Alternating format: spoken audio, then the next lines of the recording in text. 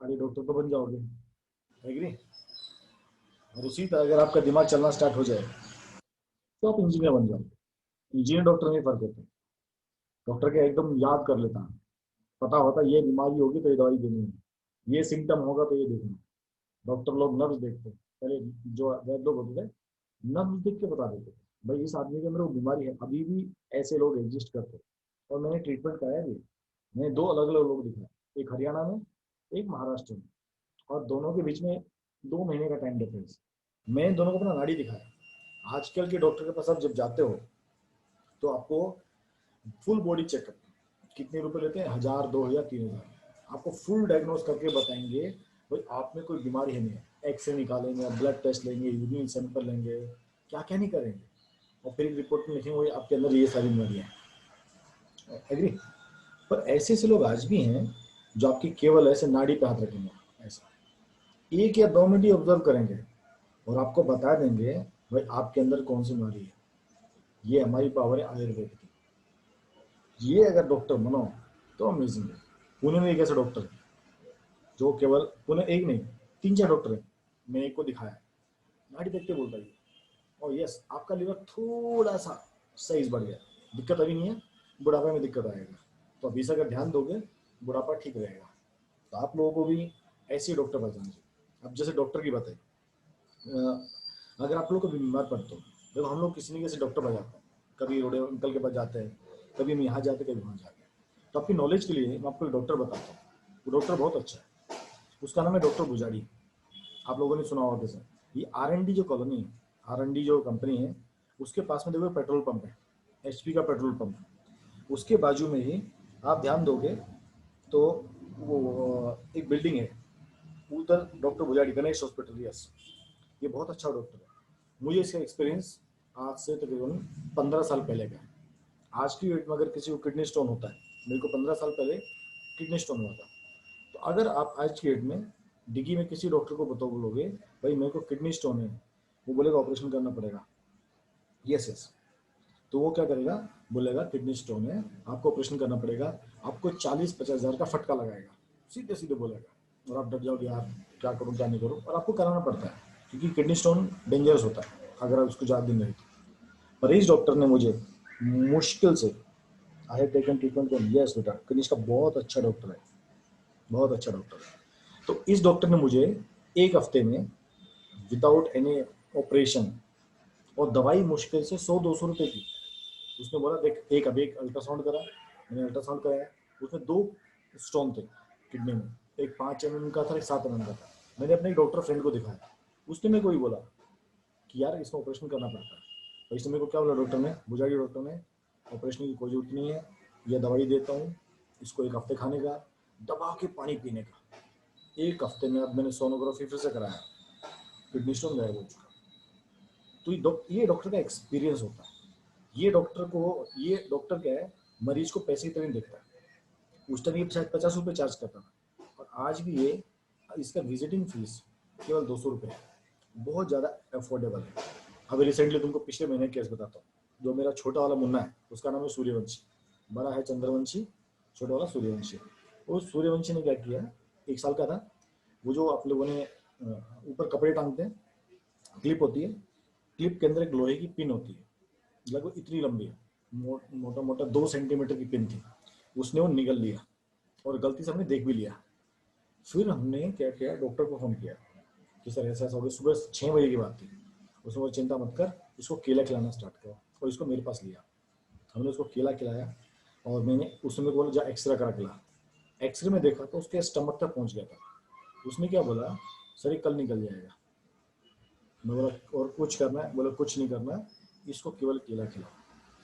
हमने उसको अगले दिन केला खिलाया, अगले दिन सुबह केला खिलाया, और अगले दिन दोपहर में जब अगर हम इसको लेके गए फिर से एक्सरे कराया, वो चीज़ बाहर निकल गई।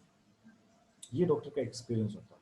अगर मैं उसको किसी डॉक्टर नॉर्मल होता है ना, बड़ा हॉस्पिटल, बड़ा बड़ा बोलते बड़े हॉस्पिटल में इलाज कराया, वो तुमको 4 5 लाख का फटका बैठाता, सर ये ऑपरेशन आपको 10 बार डराता ऑपरेशन करता। ये लाइफ में एक अच्छा डॉक्टर फ्रेंड होना बहुत ज़्यादा जरूरी होता है। और मुझे ये डॉक्टर एक अच्छे फ्रेंड को मिला, तो मेरी पूरी फैमिली को पहचानता। मुझे कुछ हुआ नहीं, हम वहीं जाते हैं, अवनीश सर भी वहीं जाते हैं, मोहित सर वहीं जाते हैं, सुदीप्तो सर का पता नहीं कहाँ जाता है, पर मैं वहीं जाता हूँ। Very good doctor, even FMC के डॉक्टर्स भी उससे सलाह लेते हैं। तो आप लोग, मैं तो एडवाइस करूंगा, कभी ऐसा वैसे बीमार पड़ने नहीं चाहिए, पर अगर बदकिस्मती है कि हम किसी बीमारी के उसमें आते हैं, एटलीस्ट इसको एक बार पक्का जाओ। इकोनॉमिकल भी है और इलाज इसका जेन्युइन है, आपको अननेसेसरी खर्चे नहीं बताएगा। ओके, चलो आज के लिए इतना है, अब हम क्लास स्टार्ट करेंगे।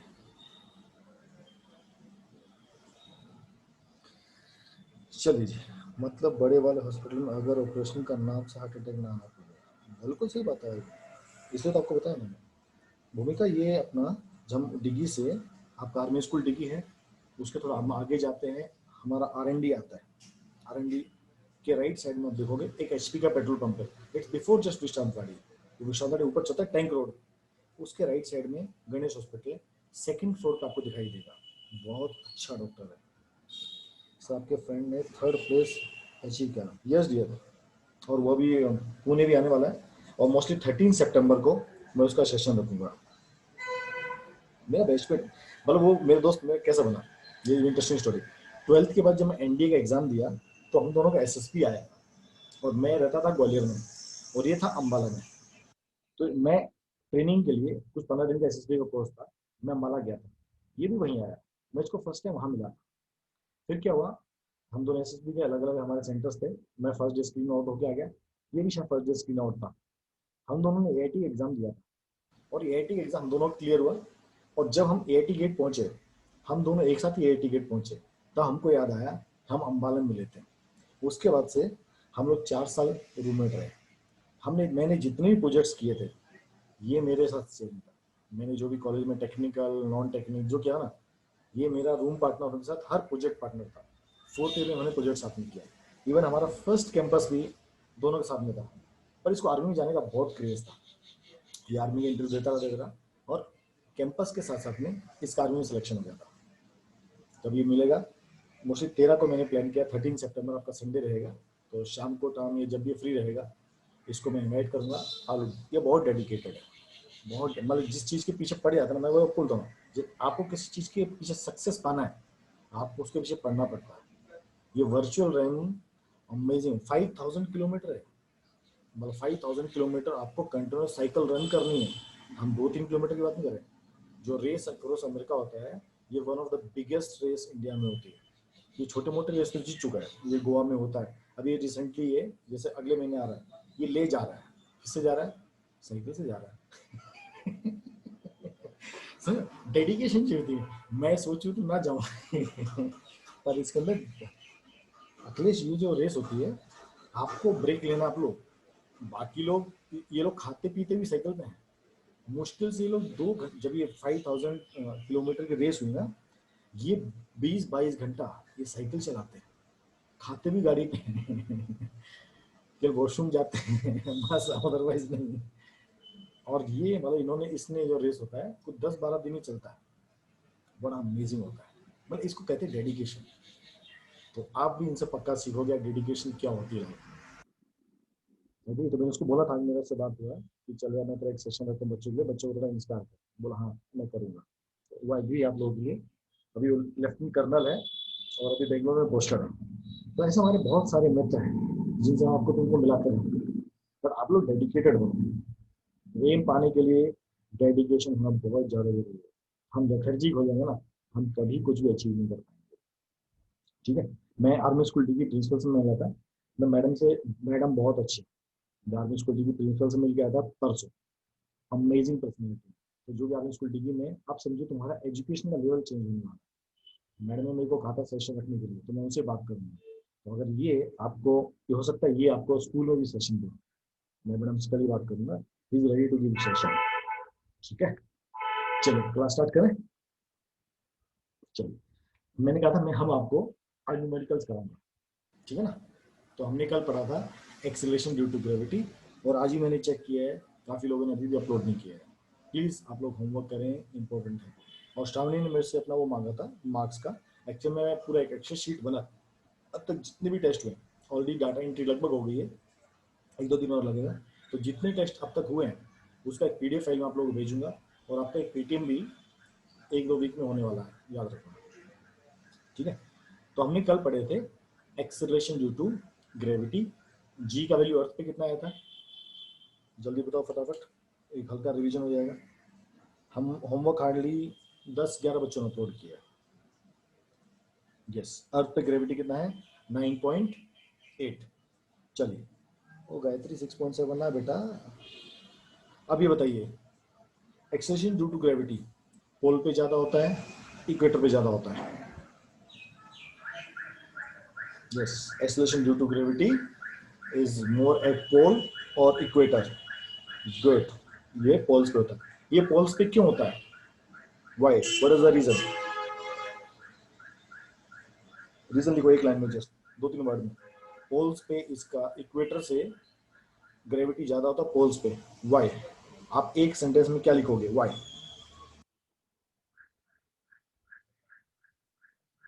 Because of distance due to acceleration. Acceleration reason नहीं, increase in the radius. Shubham ने एकदम सही जवाब दिया, increase in the distance.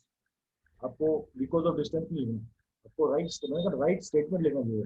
Because increase in the distance, जो ऑब्जेक्ट जहां पर है और अर्थ का सरफेस जहां पर है वो डिस्टेंस बढ़ गया है। कहां पर, पोल्स और इक्वेटर के फॉर्म में, रेडियस इज इंक्रीज्ड। चलिए, जब हम अर्थ से ऊपर जाते हैं तो acceleration due to gravity increase होता है, डिक्रीज होता है?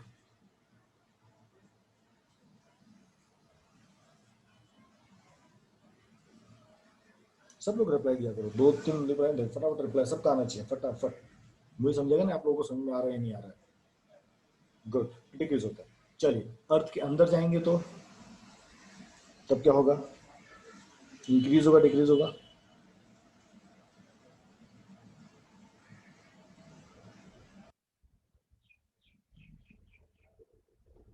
Good, acceleration due to gravity zero कहाँ होता है, अर्थ पे? अंजलि, इंक्रीज नहीं होगा बेटा, डिक्रीज होगा। एक्सेलरेशन ड्यू टू ग्रेविटी, आप अर्थ पे हो, यस, अर्थ में एकदम सही पहचाना। इक्वेटर, जय इक्वेटर आंसर नहीं है, it's centre at the core. Yes, earth का जो सेंटर है जिसको हम कोर बोलते हैं, एकदम मिडिल ऑफ द सेंटर, मतलब एक तरह से आप बोल सकते हो, अर्थ अगर आप एक सर्किल मानते हो तो जो सेंटर ऑफ द अर्थ है वहां पर acceleration due to gravity zero होगा। ठीक है, एस्केप वेलोसिटी किसको कहते हैं, व्हाट इज एस्केप वेलोसिटी?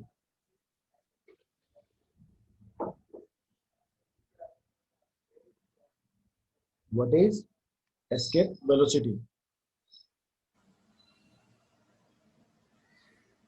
कल मैंने आपको कंसेप्ट बताया था, व्हाट इज एस्केप वेलोसिटी?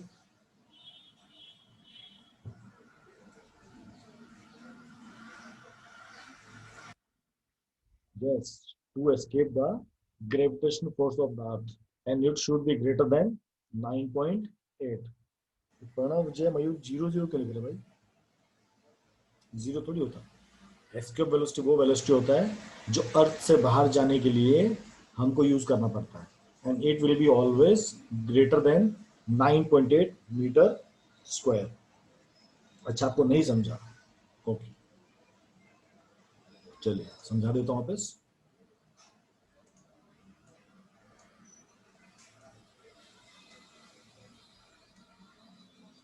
ये देखो मयूर, आपको मैं ऑडिबल नहीं हूँ क्या, मैं सबको ऑडिबल हूँ?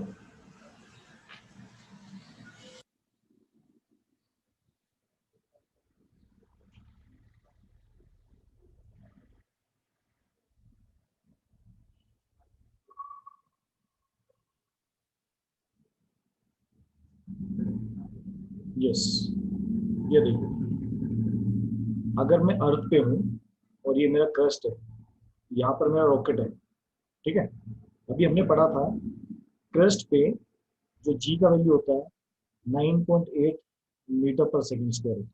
ठीक है, आप यहाँ से कोई पत्थर अगर ऊपर फेंकोगे तो वो पत्थर नीचे वापस आएगा, एग्री? ऐसा क्यों होता है, अर्थ उसको अपनी तरफ अट्रैक्ट करेगी। ठीक है, अब ये अर्थ का एटमोसफेयर है, तो मैंने आपको बता, जैसे जब ऊपर जाते हैं हमारा जी का वैल्यू कम होता है, और समवेयर एक 30,000 30 के किलोमीटर पे जो जी का वैल्यू होता है तो काफी कम हो जाता है 0.5 मीटर पर सेकंड, ठीक है। बट यहाँ पर मैक्सिमम कितना है 9.8। तो अगर आपको ये समझो अर्थ का एटमोस्फेयर वाला पार्ट है ये, अगर किसी चीज को आपको इसके बाहर भेजना है, जैसे रॉकेट वगैरह जो जाता है, अगर आपको इसके बाहर उसको भेजना है तो आपको क्या करना पड़ेगा, जो आपका रॉकेट होगा उसका एक्सेलरेशन इस 9.8 से ज्यादा होना चाहिए, तभी ये इस अर्थ के एटमोस्फेयर से बाहर निकल सकता है। इसको हम कहते हैं एस्केप वेलोसिटी या इसको मतलब escape acceleration. It should B always greater than 9.8। अभी क्लियर प्रणव?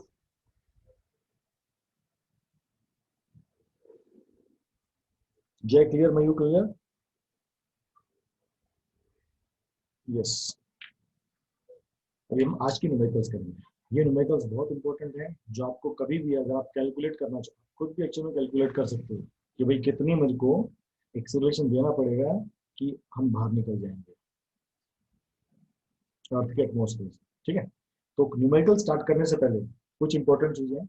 ये देखो वो सेम तीन फॉर्मूलेज है, ठीक है। तो यहाँ पर क्या था, v equal to u plus a t, a की जगह क्या आ गया g। ये तीनों आप नोट करो फटाफट सब लोग, जो मैंने पूरा लिखा है। v equal to a plus a t था, ग्रेविटेशन क्या बन जाता है v equal to u plus g t. इसमें हम क्या है, if we throw an object upward it means it actually should be more than 9.8। yes, नहीं हम कोई भी ऑब्जेक्ट फेंकेंगे वो जरूरी नहीं 9.8 से ज्यादा हो, हम कितनी ताकत से फेंक सकते हैं उसको पर डिपेंड करता है, ठीक है। हमको अगर ऑब्जेक्ट को बाहर भेजना है तो 9.8 मीटर पर सेकंड स्क्वायर से ज्यादा होना चाहिए, तभी वो अर्थ के एटमोस्फेयर से बाहर जा सकता है, अदरवाइज नहीं जाएगा, अदरवाइज वापस रिटर्न हो जाएगा, ठीक है। सेकंड फॉर्म आपका है s equal to u t plus half a t square होता था। तो देखो यहाँ पर जो एस है वो किस में चेंज होगा, एच में। यहाँ पर एच हाइट है कि ऑब्जेक्ट कितना ऊपर जाएगा, ठीक है। और यहाँ पर एक्सीलरेशन की जगह क्या आ गया, जी आ गया। ऐसी थर्ड फॉर्मूला में जैसे v square equal to u square plus 2as था, तो ए की जगह आ गया जी और एस की जगह आ गया एच। ये देखो तीनों मोशन के फॉर्मूले। मोशन आपका हॉरिजॉन्टल मोशन था, ग्रेविटेशन में हमारे मोशन कैसे हैं, वर्टिकल मोशन है, तो ए जी में चेंज होता है और एस जो हमारा डिस्टेंस होता था वो हाइट में चेंज हो जाता है। बाकी लगभग सारे फॉर्मूले सेम है। और साथ में इंपॉर्टेंट पॉइंट भी नोट करो। फर्स्ट पॉइंट क्या कहता है, when object is falling down side, मतलब वो ऑब्जेक्ट अगर ऊपर से नीचे आएगा देन जी का वैल्यू पॉजिटिव होगा। जैसे हमने एक्सेलरेशन पढ़ा था ना, एक्सेलरेशन पॉजिटिव होता है एंड रिटार्डेशन क्या होता है, नेगेटिव होता है। इसका मतलब जब ऑब्जेक्ट ऊपर से नीचे आएगा मतलब एक्सेलरेशन है, पॉजिटिव वैल्यू आएगी, और जब ऑब्जेक्ट को हम ऊपर फेंकेंगे तो जी का वैल्यू नेगेटिव रहता है। इसका मतलब क्या है, retardation. Third point, when a body is drop from freely from A height, जब हम किसी ऑब्जेक्ट को ऊपर से नीचे छोड़ेंगे तो उसमें ये रहेगा इनिशियल वेलोसिटी, मतलब u इक्वल टू 0, क्योंकि आपने उसको पुश नहीं किया, आपने उसको जस्ट छोड़ दिया, तो उसका इनिशियल वेलोसिटी कितना हो गया, 0। ओके, नेक्स्ट पॉइंट, जब हम किसी ऑब्जेक्ट को ऊपर फेंकेंगे, थ्रोन अपवर्ड, जब उस ऑब्जेक्ट को ऊपर फेंकेंगे, ऊपर जाने के बाद जो एकदम पीक पॉइंट होगा वहां पर क्या हो जाएगा, फाइनल वेलोसिटी 0 हो जाएगा। ये सब आपको याद रखना है, ये न्यूमेरिकल सॉल्व करने में काम आता है। जब ऊपर से किसी ऑब्जेक्ट को छोड़ेंगे तो याद रखना u का वैल्यू 0, जब नीचे से किसी ऑब्जेक्ट को फेंकेंगे तो एकदम एंड पॉइंट पे जाके कितना हो जाएगा, 0। देखो दोनों में चीज कॉमन है, ऑब्जेक्ट अगर एकदम ऊपर है तो नॉर्मली उसका वेलोसिटी कितना होता है, 0, चाहे इनिशियल हो चाहे फाइनल हो। पर ये लॉजिक जो थर्ड और फोर्थ पॉइंट है वो आपको याद रखना है। ऊपर से फेंकेंगे, फेंकना नहीं है, सिर्फ फ्रीली छोड़ना है, तो u कितना हो गया, 0। नीचे से ऊपर फेंकेंगे, हाईएस्ट पॉइंट जो अटेन करेगा then velocity will be 0। Next point है फिफ्थ आपका, the time taken a by body to rise to the highest point is equal to the time taken to fall from the same height। मैंने नीचे से पत्थर ऊपर फेंका, एकदम highest point तक गया, तो नीचे से ऊपर जाने में जितना टाइम लगेगा उतना ही ऊपर हाईएस्ट पॉइंट से नीचे आने में उतना ही टाइम लगेगा। ये याद रखना। तो न्यूमेरिकल्स कुछ ऐसे होंगे जहां पर हमको कंसेप्ट क्लियर होना जरूरी है। ये सबको क्लियर है? पॉइंट 1 से लेकर 3 एंड पॉइंट 1 से लेकर 5 होप आप लोगों ने नोट कर लिया होगा। ये नोट भी आपको करना है अपनी नोटबुक में कि हम नीचे से ऑब्जेक्ट ऊपर फेंका, उसको जितना टाइम लगा, ऊपर से नीचे आया उसको उतना ही टाइम लगेगा। अब न्यूमेरिकल सोल्व करना स्टार्ट कर सकते हैं। अभी भी किसी को डाउट है किसी पॉइंट में पूछ लो, क्योंकि न्यूमेरिकल सोल्व करने के लिए ये बहुत इंपॉर्टेंट है। ओके, नोट कीजिए गायत्री।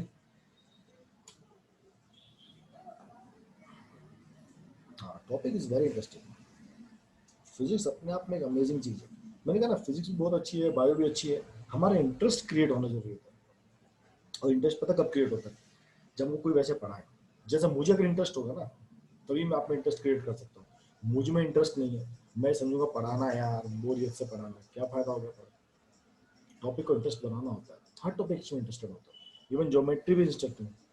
सर फिर से समझा दो एक बार। ओके, ये हमारे जो कंसेप्ट हमने पढ़े हैं, ये हम किसके बारे में पढ़ रहे हैं? Motion in the vertical motion. ये वर्टिकल मोशन है, नीचे से चीज ऊपर जा रही है। तो जो एक्सेलरेशन होता था वो जी में चेंज हो गया, जो हाइट डिस्टेंस होता था वो हाइट में चेंज हो गया। इसलिए मैं तीनों फॉर्मूले में जी और एच आता है। फिर कोई ऑब्जेक्ट ऊपर से नीचे आएगा तो एक्सेलरेशन की वैल्यू पॉजिटिव होती है, +9.8। अगर ऑब्जेक्ट नीचे से ऊपर जाएगा तो जी का वैल्यू नेगेटिव, -9.8। जब कोई ऑब्जेक्ट ऊपर से नीचे छोड़ोगे तो जो छोड़ते समय वो वेलोसिटी 0 होगी। कोई ऑब्जेक्ट नीचे से ऊपर गया, हाईएस्ट पॉइंट तक पहुंचा, तो फाइनल वेलोसिटी 0, क्योंकि तभी वो नीचे गिरना स्टार्ट होगा। And fifth point, the time taken by नीचे से पत्थर ऊपर जाने में जितना टाइम लेगा उतना ही टाइम ऊपर से नीचे आने में लगेगा। चाहे तुम कितना तेजी से फेंको, टाइम उसका सेम रहने वाला है, क्योंकि वो मास के ऊपर डिपेंड नहीं करता। न्यूमेरिकल स्टार्ट करें अभी। चलिए, फर्स्ट न्यूमेरिकल देखिए। To estimate the height of a bridge, देखो कितना बढ़िया क्वेश्चन है। ठीक है, to estimate height of the bridge. हम एक रिवर के ऊपर खड़े हैं, रिवर के ब्रिज के ऊपर खड़े हैं। नीचे रिवर है, ऊपर एक ब्रिज है। अब मेरे को सोचना है भाई, ये समझो आपका रिवर के ऊपर एक ब्रिज है, ये नीचे से रिवर बह के जा रही है और आप यहाँ पर खड़े हो। आपने क्या किया, यहाँ से आपको जानना है कि यहाँ से लेके यहाँ तक, मतलब एकदम रिवर के सरफेस पे आप ब्रिज के ऊपर बैठे हो और नीचे रिवर बह रही है। आपको जानना है कि आप जहाँ बैठे हो और रिवर का ये हाइट कितना है, मतलब कितनी हाइट पे आप बैठे हो। तो देखो, बिना मेजरिंग टेप लिए आप कैसे मेजर कर सकते हो? आपने एक स्टोन लिया और उसको ऊपर से नीचे छोड़ दिया और आपने एक स्टॉप वॉच लगाई। ठीक है, स्टॉप वॉच लगा के जस्ट देखो पत्थर रिवर को कितनी सेकंड में या कितने मिनट में टच करता है, आपको हाइट निकल जाएगा। देखो निकाल के देखते हैं। ठीक है, मैंने पत्थर ऊपर से फेंका, तो हमने कहा था जब हम कोई चीज ऊपर से नीचे छोड़ते हैं, मैंने कहा था पहले डाटा लिखना चाहिए हमको, क्या क्या डाटा गिवन है। तो उसने क्या क्या दिया, find the height of the bridge, तो हमको एच निकालना है। ठीक है, एक स्टोन ड्रॉप्ड फ्रीली, इसका मतलब u का वैल्यू 0, हमने ऊपर से छोड़ा है इसलिए initial velocity 0। The stone takes 2 minutes, तो time equal to 2 second to touch the water surface, calculate the height. ठीक है, अभी तीनों फॉर्मूले में देखो, फर्स्ट वाले में h का कोई काम नहीं है, सेकंड वाले में h है, ut दिया है, हाफ gt दिया है, और थर्ड वाले में वी यू दोनों दिया है। बताइए सेकंड यूज करेंगे या थर्ड यूज करेंगे? यस, आपको एकदम ये बहुत मैंने आपको मोशन भी सिखाया था, आपको तीनों इक्वेशन में पता होना चाहिए हम कौन सा इक्वेशन यूज करेंगे, सेकंड यूज करेंगे या थर्ड यूज करेंगे। अब देखो सेकंड में क्या क्या दिया है, एच, ये सेकंड इक्वेशन लिखता हूँ, h equal to u t plus half g t square. ठीक है, अभी देखो हमको एच निकालना है, यस। यू हमको पता है, यस। टी हमको पता है, यस। जी हमको पता है, यस। टी हमको पता है, यस। तो ऐसे अपने को समझना है कि इक्वेशन में हमको एक ही अननोन होना चाहिए। अगर बाकी हमको सब पता है और एक अननोन है, इसका मतलब वो इक्वेशन मेरे काम की है। हम देखो थर्ड क्यों नहीं यूज करेंगे, हम देखो थर्ड क्यों नहीं यूज करेंगे, क्योंकि देखो यू पता है, नहीं पता। यू पता है, यस। जी पता है, यस। एच पता है, नहीं पता। कितनी चीज नहीं पता, हमको दो चीज नहीं पता, हमको दो चीज नहीं पता, इसलिए मैं थर्ड इक्वेशन यूज कर ही नहीं सकता। आया सबको लॉजिक समझ में कि हम इक्वेशन कैसे पहचानते हैं कि भाई इक्वेशन हमको वी, मतलब हमको डबल गेम खेलना पड़ेगा ना, वी निकालो फिर एच निकालो, जबकि हमको डायरेक्ट सेकंड इक्वेशन दिया है। आया सबको समझ में, हमको इक्वेशन पता होनी चाहिए। अब चलो वैल्यू पुट करेंगे, एच निकालना है, यू का वैल्यू 0, टी का वैल्यू 2 सेकेंड प्लस हाफ, जी का वैल्यू प्लस आएगा क्योंकि ऊपर से नीचे छोड़ा है, तो 9.8 इंटू 9.8 इंटू टी 2 का square, h equal to 0 plus ये हाफ से हाफ इंटू 9.8 इंटू 4, इससे कट गया 2, एच इक्वल टू आ गया 19.6 मीटर। ये देखो ये फिजिक्स का कमाल है। आप जहाँ बैठे हो, आप कितनी हाइट पे बैठे हो, आप अपनी हाइट मेजरमेंट कर सकते हो भाई आप कितने ऊपर बैठे हो by using concept of gravity. है मस्त चीज। आपको डिग्गी पहाड़ी का हाइट अगर पता करना है, आप ऐसे कर सकते हो कि आपने एक पत्थर फेंक दिया, ठीक है, और जितने टाइम में नीचे टच करेगा, टाइम बहुत से देख लो, इनिशियल वेलोसिटी कितनी होगी 0, आप डिग्गी पहाड़ी का हाइट निकाल सकते हो। ये फिजिक्स का खासियत होता है बच्चों। सबको क्लियर हुआ एकदम? कोई डाउट किसी को इस क्वेश्चन में?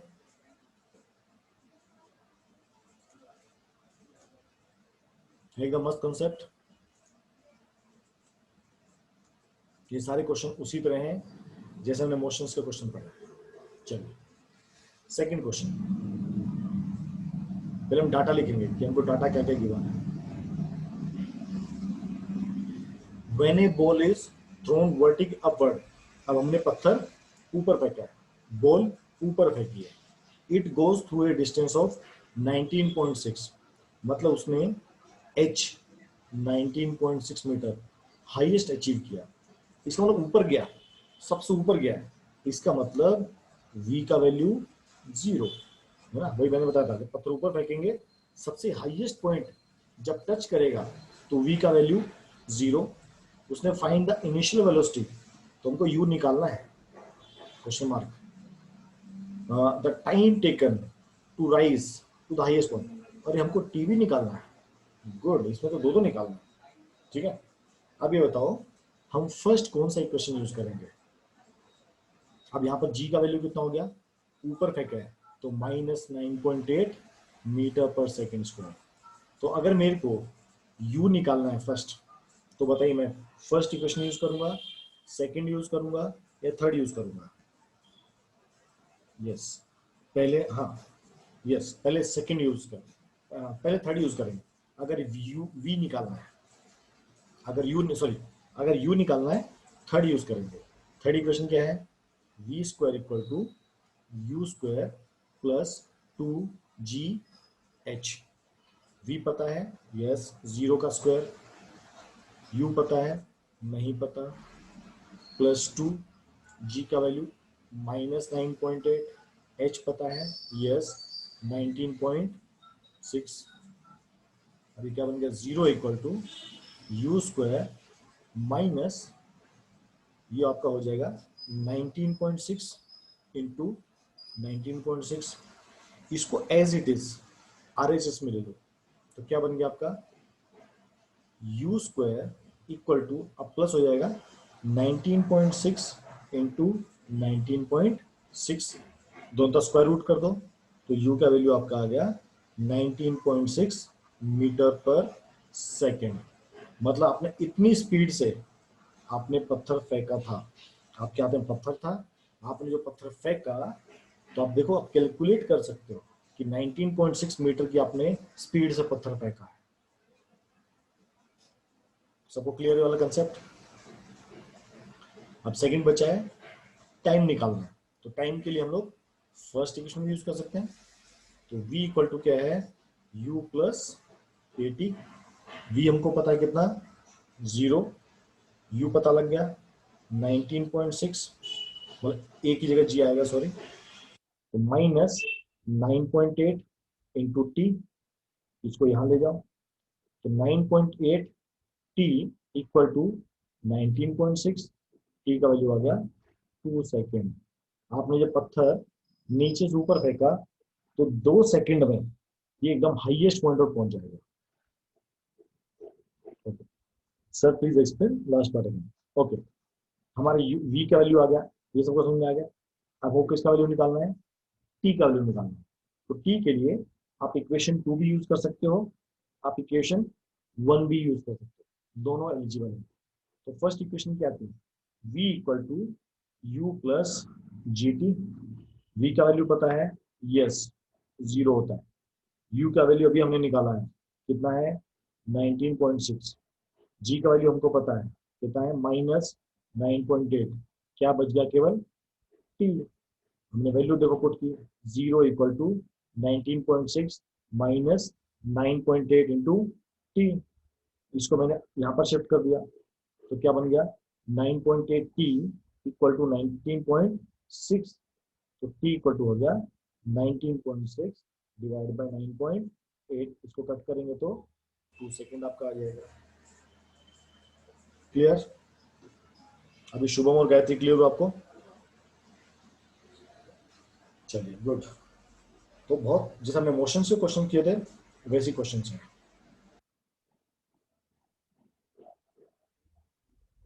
चलिए, अभी मैंने आपको एक क्वेश्चन दिया है, ये क्वेश्चन आप सोल्व करो। मीटिंग अभी खत्म होने वाली है 4 मिनट में। अगर मीटिंग खत्म हो गई तो आपको फिर से लॉग इन करता हूँ, ठीक है? यस, थर्ड क्वेश्चन आप लोग सोल्व करोगे। एक बॉल को ऊपर फेंका इस स्पीड से, आपको यू दे दिया है, बताओ कितनी हाइट तक ऊपर जाएगा। ओके, चलिए।